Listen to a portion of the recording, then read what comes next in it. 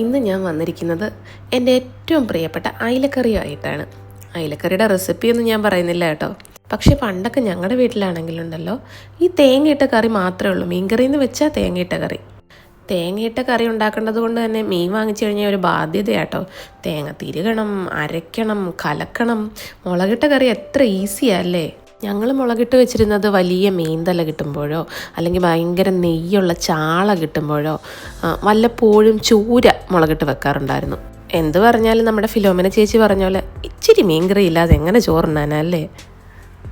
അതും മീനിൽ എനിക്ക് ഏറ്റവും ഇഷ്ടമുള്ള മീനാട്ടോ അയില കഴിക്കാൻ ഒരു പ്രത്യേക ടേസ്റ്റ് തന്നെയല്ലേ. ഇന്ന് ഓഫായ കാരണം ഞങ്ങൾ വളരെ ലേറ്റായിട്ടാണ് എഴുന്നേറ്റത്.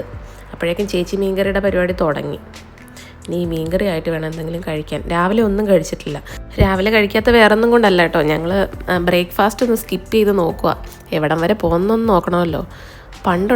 പണ്ടൊക്കെ വീട്ടിലായിരിക്കുമ്പോൾ അമ്മയൊക്കെ ഇങ്ങനെ ഇരുന്ന് കഴിപ്പിക്കുമായിരുന്നു. വണ്ണം വെക്കാനായിട്ടേ. ഇപ്പം അതൊക്കെ ഒരു ഗോൾഡൻ മെമ്മറീസായിട്ട് ഓർത്ത് വെക്കാൻ മാത്രമേ പറ്റുള്ളൂ. ഇപ്പം വണ്ണം കുറയ്ക്കാൻ വേണ്ടിയുള്ള പെടാപ്പാടില്ല. പക്ഷേ ഇത്രയും ടേസ്റ്റി ആയിട്ടുള്ള ഫുഡൊക്കെ ഉള്ളപ്പം എങ്ങനെ വണ്ണം കുറയ്ക്കാനല്ലേ. അപ്പോൾ നിങ്ങൾക്ക് ഏത് മീൻകറിയാണ് ഇഷ്ടമെന്ന് ഈ വീഡിയോയുടെ താഴെ കമൻറ്റ് ഇടണം കേട്ടോ. മുളകിട്ട മീൻകറിയാണോ, തേങ്ങാപ്പാലൊഴിച്ച മീൻകറിയാണോ, തേങ്ങ അരച്ച മീൻകറിയാണോ, അതോ തേങ്ങ വറുത്തരച്ച മീൻകറിയാണോ എന്നൊക്കെ. എന്നാൽ പിന്നെ നമുക്ക് കഴിച്ചു തുടങ്ങിയാലോ. മീൻകറിയുടെ കൂടെ നല്ല ചോറും പാവയ്ക്ക തോരനും വറ്റലുമുളക് ഇടിച്ചുണ്ടാക്കിയ രസവും ഉണ്ട്.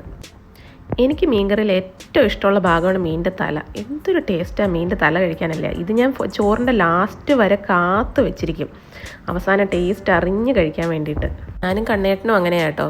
ഞങ്ങൾ ഇഷ്ടമുള്ള സാധനം അവസാനം വരെ കൊതിച്ച് വെച്ചിരിക്കും, അവസാനം ടേസ്റ്റോടെ കഴിക്കാൻ.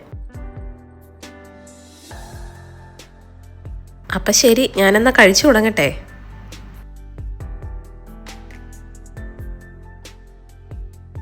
ഒന്നും പറയാനില്ല, സൂപ്പർ.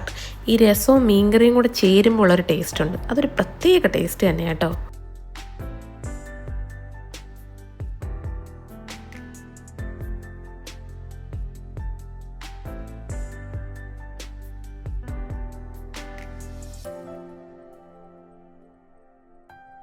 അപ്പോൾ ഇനി ഇതുപോലൊരു ചെറിയ വീഡിയോയുമായി വീണ്ടും കാണാം.